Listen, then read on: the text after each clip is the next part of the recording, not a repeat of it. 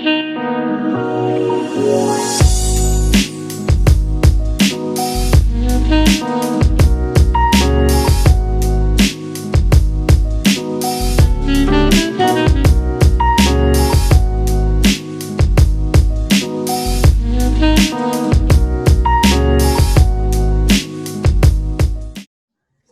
menyapa Pak Has dan Mas Has dan Mas John dulu. Selamat pagi semua. Assalamualaikum warahmatullahi wabarakatuh. Salam sejahtera untuk semua. Ini saya mau nyapa satu ini nih. Ini ada guru saya di sini nih. Mestinya saya nggak usah ngomong nih Pak Riki. Ada Mas Gandhi nih saya lihat.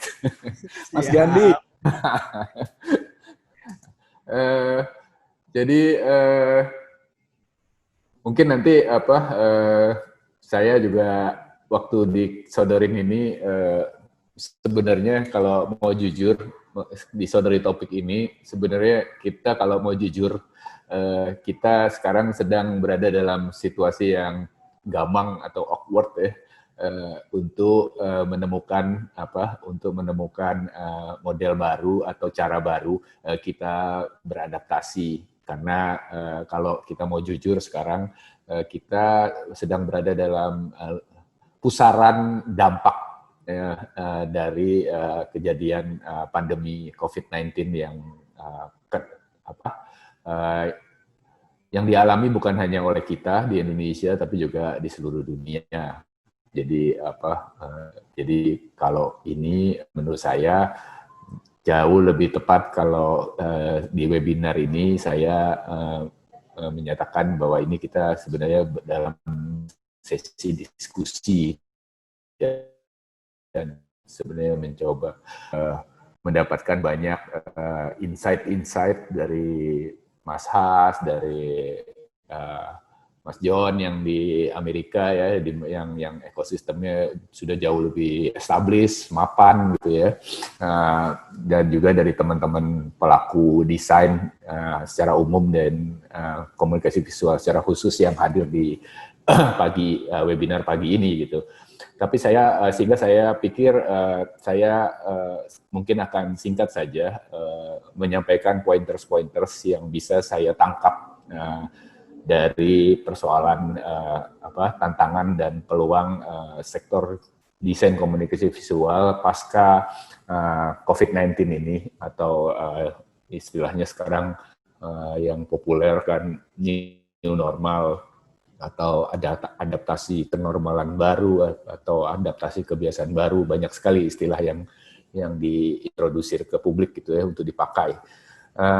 Tapi saya mau mulai dulu dengan pernyataan bahwa secara struktural atau secara ekosistem di Indonesia sebelum COVID kita sendiri sebenarnya terutama ini kalau dari kacamata pentahelix gitu ya, kita sendiri masih banyak pekerjaan rumah yang belum selesai untuk menata ekosistem industri desain yang lebih kuat, yang lebih terintegrasi gitu. Juga hubungan atau model-model ini dan kemudian juga kalau harus diakui situasi. Tapi kemarin saya dapat kiriman dari Ketua Asosiasi Desain Grafis Indonesia, Mas Rege. Mereka sempat melakukan sensus terhadap para pelaku desain grafis di Indonesia, mungkin khususnya di keanggotaan ADGI ya, yang terdiri dari 3 kelompok, yaitu pekerja lepas, karyawan, dan pemilik studio. Dan dalam sensus ini cukup menurut saya cukup besar ya, karena dilakukan terhadap 1.440 pekerja, karyawan, dan pemilik studio, yang memperlihatkan memang dampak COVID-19 ini ke sektor desain komunikasi visual ini sangat signifikan, karena penurunan pekerjaan di sektor ini hingga angkanya range-nya antara 65 sampai 80%. Ini dari 3 ini ya, baik pekerja lepas, karyawan maupun pemilik studio mengakui bahwa terjadi penurunan jumlah pekerjaan di periode COVID-19. 65 sampai 80% ini kalau kita bicara tentang bisnis pasti akan mendisrupt banyak hal dan dampak ekonominya pasti luar biasa itu. Yang kedua juga tentunya karena turunnya pekerjaan dialami juga pasti dampaknya otomatis pada turunnya pendapatan. Yang diakui lebih dari 50% mengatakan pendapatannya turun lebih dari 50% di sektor ini. Lalu kemudian ketika ditanya jawaban paling nomor satu apa yang dibutuhkan berikutnya memang sangat pragmatis ya, kebutuhan pekerjaan tambahan di sektor ini itu jadi prioritas utama bagi para pelaku. Tentunya karena kalau kita pikirkan bahwa ya tidak mungkin ada perusahaan atau usaha yang bisa bertahan dengan turunnya jumlah pekerjaan sampai 80% dan turunnya pendapatan lebih dari 50%. Nah, selain pasti akan berdampak pada banyak hal. Salah satu yang paling berat memang untuk para karyawan itu adalah PHK. Untuk pekerja lepas tentunya mereka juga secara sosial dan secara ekonomi tentu menurun drastis ya kemampuannya dan bahkan mungkin memerlukan tambahan pendapatan dari segala kemungkinan gitu, bahkan mungkin bukan hanya dari sektor yang ditekuninya selama ini aja, dan itu menurut saya secara kasat mata sudah banyak kita lihat secara sosial maraknya usaha-usaha kuliner rumahan atau penjualan penjualan di sosial media itu merupakan respons menurut saya refleks dari para pelaku ekonomi kreatif yang di sektornya sendiri terdampak langsung gitu ya. Pasti di sektor komunikasi visual juga banyak nih yang sudah mulai beralih ke usaha-usaha yang sekarang masih ada kemungkinan pasarnya masih ada gitu ya, yaitu paling besar kalau saya lihat memang jualan kuliner F&B melalui platform digital, segala macam lah, baik melalui e-commerce maupun melalui channel-channel sosial media pribadi mereka di Instagram, di Twitter, di Facebook dan lain sebagainya. Itu yang kita lihat ya. Boleh lanjut ke slide kedua berikutnya. Dari dampak ini kita sebenarnya melihat tantangannya apa nih buat kita sekarang. Tantangan di sektor subsektor DKV ini sangat signifikan karena kalau kita lihat ya sektor komunikasi visual, desain komunikasi visual kan terkait erat dengan kebutuhan kegiatan komunikasi dan pemasaran di semua aspek. Terutama karena kliennya kan di sini ya untuk sektor ini, dan biasanya kalau udah semua kegiatan perekonomian turun, yang pertama kali hilang dalam anggaran atau dalam budget ya tentunya adalah sektor komunikasi dan pemasaran.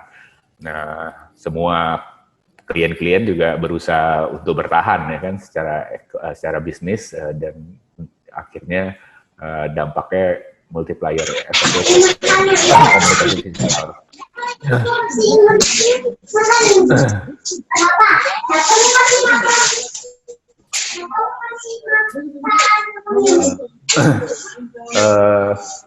Lalu yang kedua, kalau kita lihat yang bocor ya, sorry. Oke. Kalau kita lihat kondisi ini memaksa terjadinya transformasi model kerja secara digital.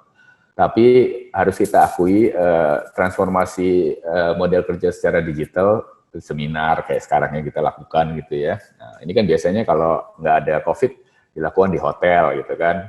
Kita ada coffee break dulu, gitu. Bisa setengah jam, bisa sampai 1 jam. Lalu nanti siang-siang ada break makan siang gitu ya kan. Tapi sekarang kita bisa menjadi ringkas kan dengan digital di platform digital kita bisa ringkas, pragmatis, tapi sebenarnya kalau harus kita akui semua ini sifatnya masih belum berbentuk sebagai model bisnis. Jadi tantangan terbesar adalah ekosistem model bisnis digital sendiri memang belum siap. Yang siap tuh cuman e-commerce, yang perdagangan barang fisik ya. Tapi kalau yang lain-lain rata-rata relatif masih ya memang masih belum hadir gitu ya. Nah ini menurut saya tantangan kita ke depan sih.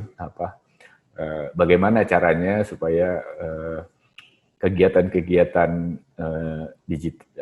sektor desain komunikasi visual juga bisa tap ke ekosistem digital yang ada sekarang yang untuk kepentingan penyelenggaraan bisnisnya atau penyelenggaraan usahanya. Nah, ini kan sekarang masih harus tatap muka, masih harus presentasi fisik, apalagi kalau kita bicara soal transaksi, perjanjian dan sebagainya juga masih sangat manual, masih sangat konvensional ya, fisik. Nah ini yang mungkin perlu hadir secara nasional ke depan tantangannya. Dan kalau kita lihat mayoritas bisnis sumber usaha seperti yang saya sampaikan tadi, memang DKV bergantung pada pekerjaan yang diberikan oleh klien atau perusahaan atau lembaga. Jadi sangat bergantung pada hal tersebut. Tapi ini biasa di industri kreatif, beberapa subsektor lain juga sangat bergantung pada klien atau perusahaan pemberi kerja ya. Dan kalau kita juga harus akui tantangan terbesar, salah satu tantangan terbesar ada DKV ini menurut saya faktanya adalah salah satu subsektor ekonomi kreatif yang memiliki suplai tenaga kerja lulusan formal yang sangat besar. Kalau kita mau lihat faktanya di 20 tahun terakhir kita mundur, perkembangan hadirnya jurusan desain komunikasi visual di perguruan tinggi di Indonesia itu eksponensial, masif bahkan. Subsektor lain misalnya kayak arsitek gitu, film tidak secepat ini pertumbuhannya. Tapi kalau kita lihat hampir di tiap universitas ada jurusan desain komunikasi visual, desain komunikasi visual. Ini menyebabkan suplai tenaga kerjanya besar dan kalau kita mau harus akui penyerapannya ke bidang kompetensinya yang tersedia itu masih belum seimbang sehingga kita dengan mudahnya menemui lulusan desain komunikasi visual tidak bekerja di bidang kompetensi tersebut. Itu yang saya lalu kemudian yang juga harus diakui adalah kebijakan pemerintah untuk sektor desain belum signifikan saat ini. Walaupun sudah dirintis ya dari kehadiran Kementerian Pariwisata dan Ekonomi Kreatif di era Bu Mari Pangestu, lalu kemudian ada Badan Ekonomi Kreatif, lalu kemudian kembali lagi menjadi Kementerian Pariwisata dan Ekonomi Kreatif, tapi harus kita akui banyak PR di sini, terutama terkait dengan kebijakan pemerintah di sektor desain. Nah, yang kita harus cermati memang ke depan adalah bagaimana kehadiran Undang-Undang Ekonomi Kreatif dan rencana induk pengembangan ekonomi kreatif nasional, peraturan presiden, itu bisa punya dampak yang cukup besar pada lahirnya kebijakan-kebijakan pemerintah untuk sektor desain secara umum atau desain komunikasi visual secara khusus ke depannya. Ini juga bisa menjadi salah satu instrumen yang membantu subsektor desain komunikasi visual ini kalau bisa tap ke krisis krisis pandemi ini dengan lebih baik ke depannya. Lanjut, sehingga kalau saya lihat saya pointer saja peluang-peluang yang mungkin kita bisa pikirkan bersama atau diskusikan bersama di pagi ini. Lanjut ke halaman terakhir, ini slide terakhir saya. Nah, mungkin ini yang mesti kita bicarakan, kemungkinan-kemungkinan ini ke depan untuk sektor desain komunikasi visual, kita diskusikan untuk menghadapi perubahan-perubahan ini, menghadapi disrupsi bertubi-tubi ini dalam ekosistem industri kreatif secara umum. Adanya mungkin yang pertama ini selalu menjadi bahan pembicaraan. Kebutuhan ini tidak hanya muncul di sektor desain komunikasi visual, tapi juga beberapa sektor ya. Saya ambil contoh musik sudah merintis hadir ini. perlunya platform digital berbasis nasional yang bisa mengakomodir tata kelola dan model bisnis baru bidang desain atau DKV ini. Jadi bukan cuma sekedar bukan cuma sekedar menampilkan karya atau portfolio atau profil perusahaan atau profil desainer, tapi juga sebuah platform yang bisa mengakomodir bisnisnya di dalam yang sudah lengkap instrumennya. Ya, kalau perlu mungkin bahkan sampai kontrak nilai, standar charges, jasa desainnya dan sebagainya itu sudah jadi semacam clearinghouse nasional yang mempertemukan seluruh pelaku desain komunikasi visual dengan penggunanya, dengan usersnya, marketnya.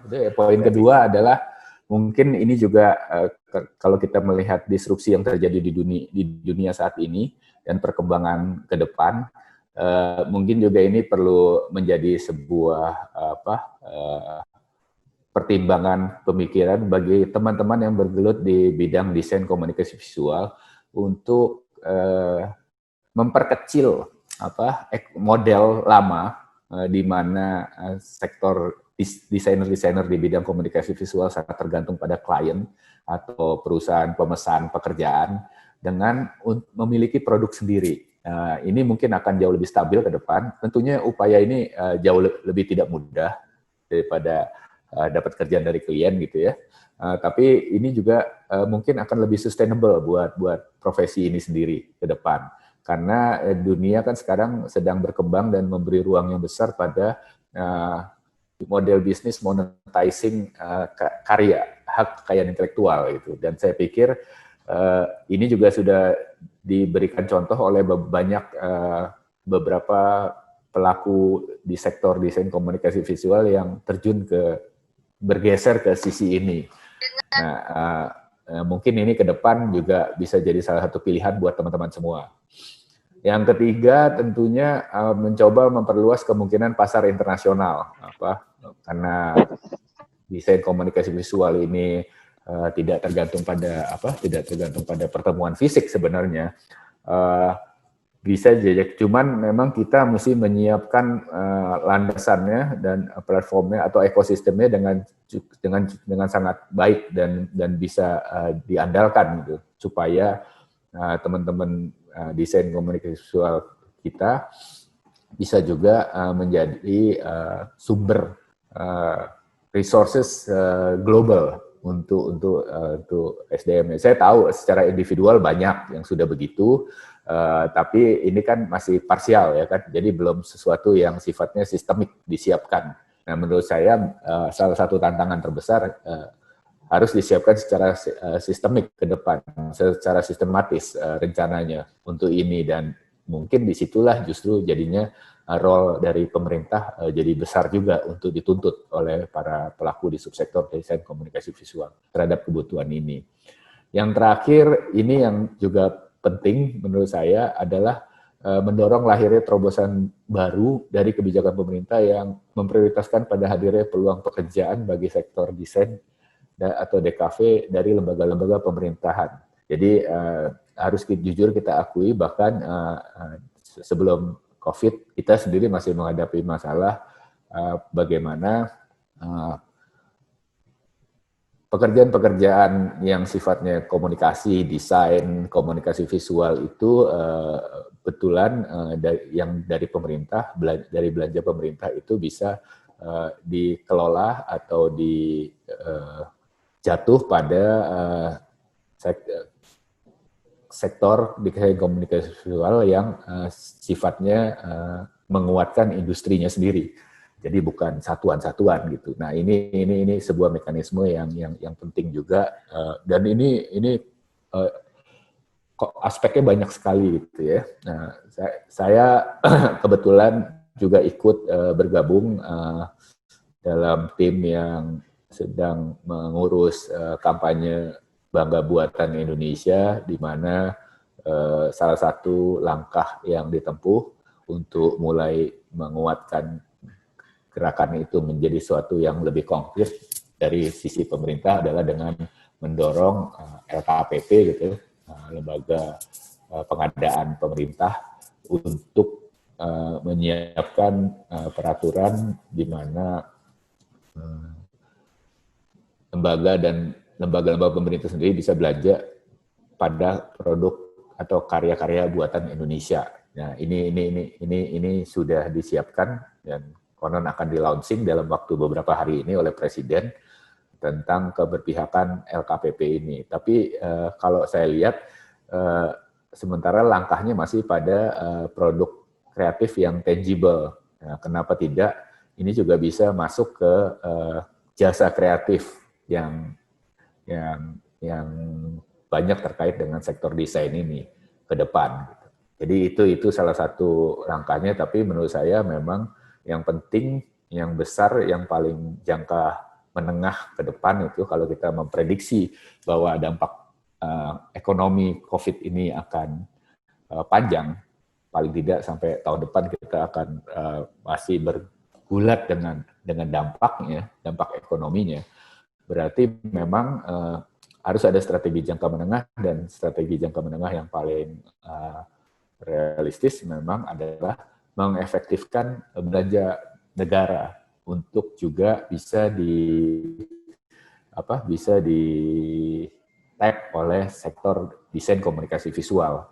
Dan menurut saya ini dampaknya bukan hanya pada perekonomian sektor komunikasi visual saja, tapi menurut saya dampaknya tentunya dari sisi bagaimana desain yang profesional itu menyentuh aspek-aspek yang ada di pemerintahan. Itu menurut saya jauh lebih penting untuk jangka panjang dampaknya. Jadi ada dua mata gitu ya.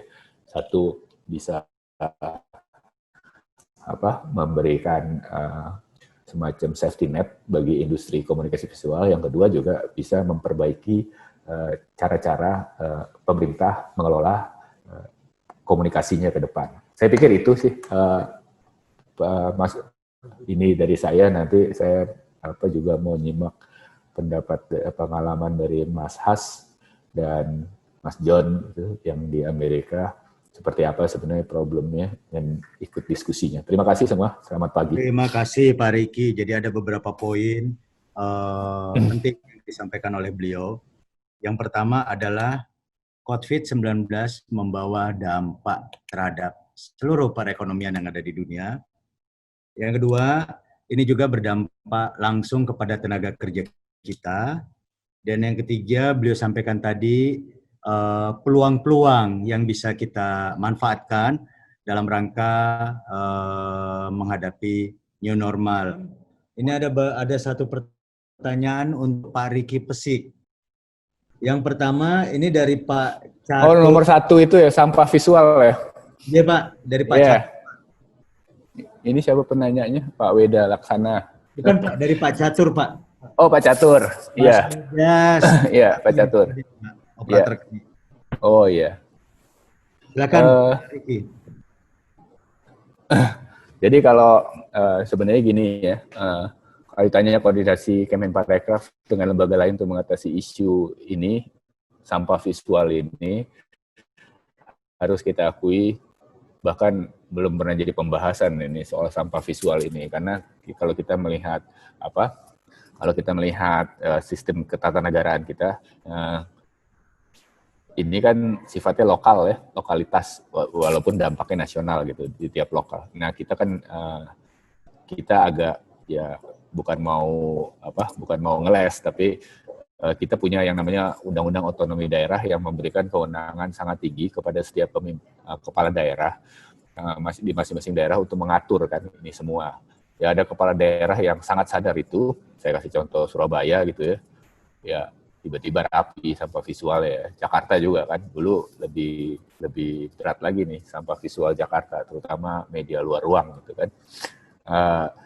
Tapi itu yang terjadi, sehingga memang sampai hari ini belum ada tapi saya mau lihat dari sisi lain juga gitu ya. Nah, mungkin aja bisa pemerintah pusat mengeluarkan aturan, mengeluarkan aturan baru yang sifatnya nasional gitu, entah tingkat peraturan pemerintah atau apa, tapi peraturan pemerintah saya nggak tahu juga cantolan undang-undangnya apa nih urusan sampah visual ini. Kita belum punya kayaknya. Tapi kalau misalnya semacam instruksi presiden juga tentunya di masing-masing daerah sangat terkait dengan kewenangan kepala daerahnya. Tapi kalau saya mau lihat dari sisi lain juga, belajar dari pengalaman Jakarta dan Surabaya, ya, dua kota ini yang kayaknya punya kebijakan yang cukup drastis di satu titik gitu, membersihkan sampah visual, terutama dari apa? Itu pun belum cukup menyeluruh gitu, tapi paling tidak di ruang-ruang utamanya sudah cukup rapi. Saya pernah lihat di sebuah dokumenter yang sangat berkesan.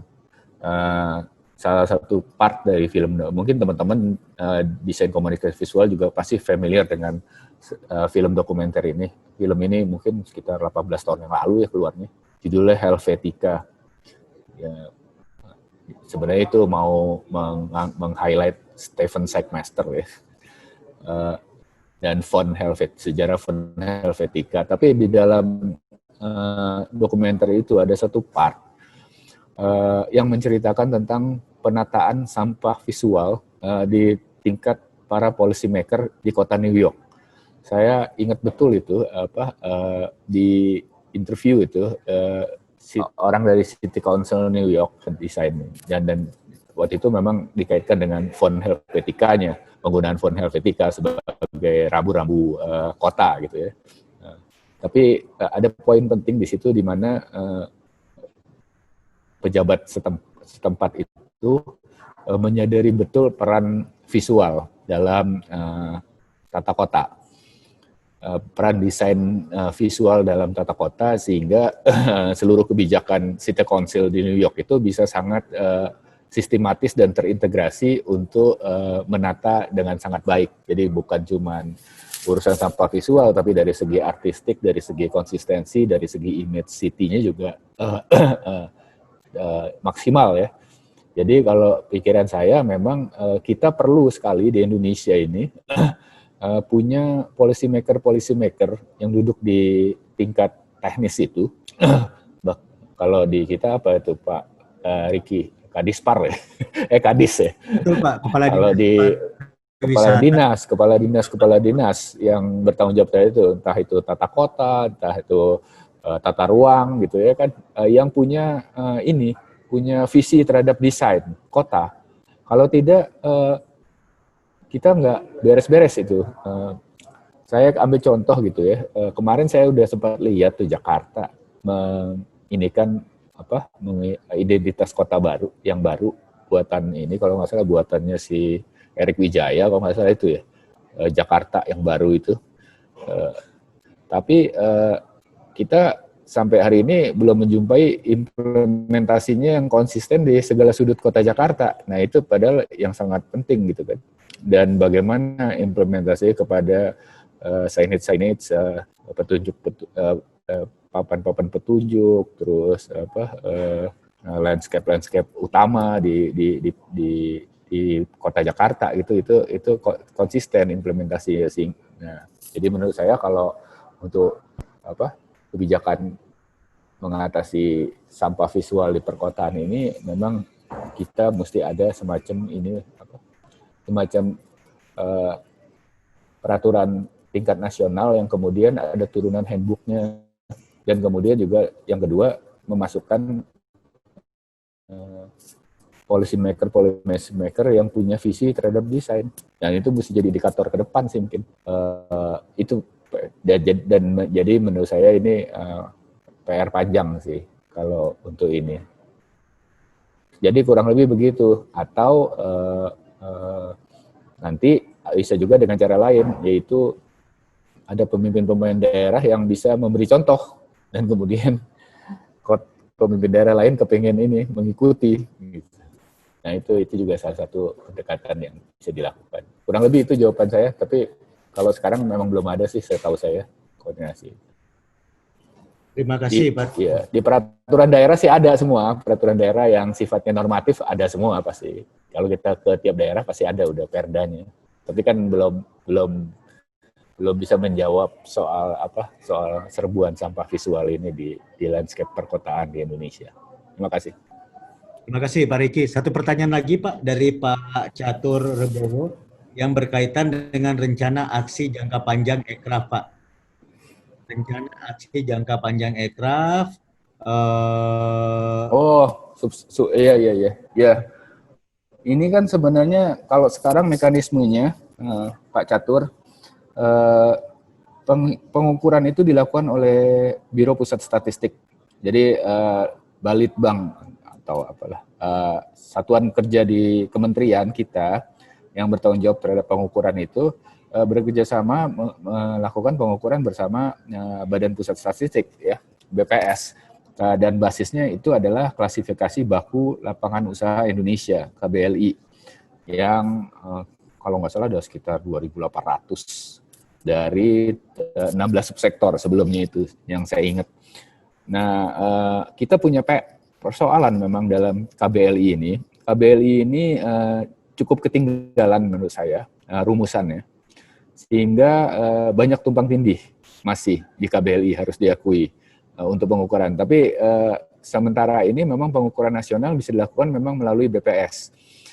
Indikatornya 3 Pak, yaitu kontribusi terhadap PDB dari 16 subsektor itu, kontribusi tenaga kerja, dan terakhir ekspor.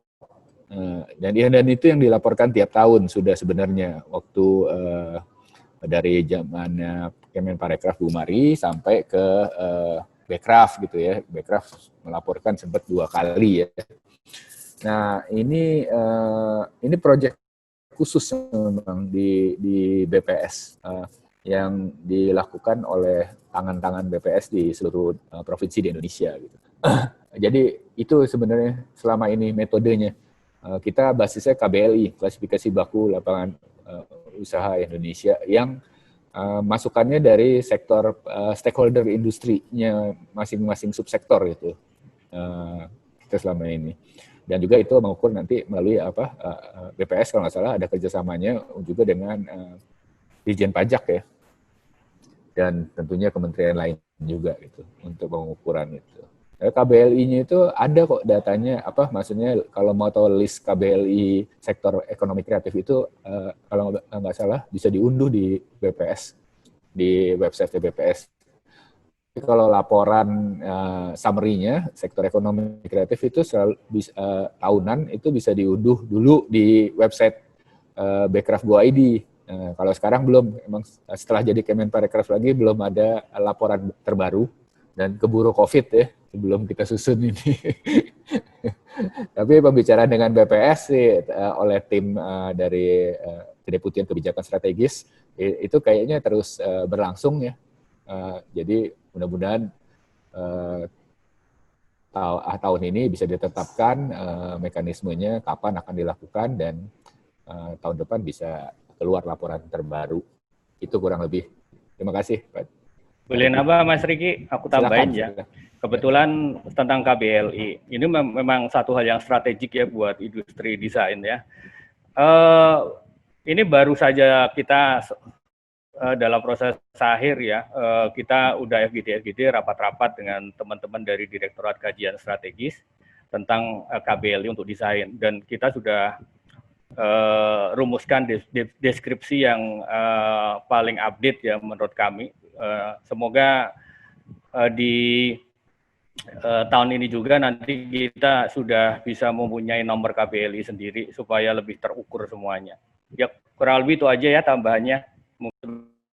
Ya, terima kasih Mas Has. Emang ini secara paralel mesti terus-menerus diperbarui dan dimutakhirkan KBLI ini.